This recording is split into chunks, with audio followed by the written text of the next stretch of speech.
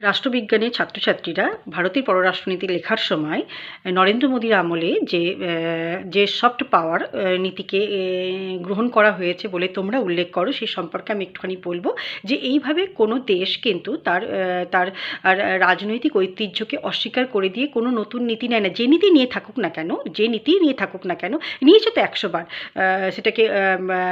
সেটাকে ইনস্টিটিউশনালাইজড করেছে, 100 বার নিয়েছে।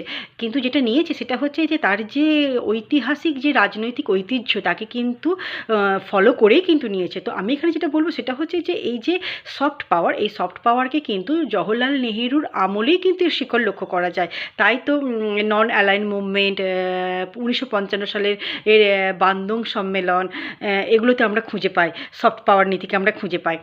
এছাড়াও ভারতের যে শান্তিবাদী পররাষ্ট্রনীতি, গোটা বিশ্ব মঞ্চে ভারত যে একটা নৈতিক স্থান দখল করে আছে।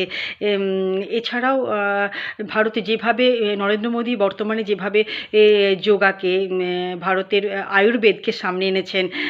এছাড়া ভারতের যে সমস্ত সংস্কৃতি, ভারতের যে হাইব্রিড কালচার, ভারতের যে নিজস্ব সংস্কৃতি, এগুলোকে যেভাবে সামনে এনেছেন। এছাড়াও যে ভ্যাকসিন মৈত্রী কে তিনি সামনে নিয়ে এসেছেন। হ্যাঁ, এইগুলো হচ্ছে সবই সফট পাওয়ারের একটা দিক।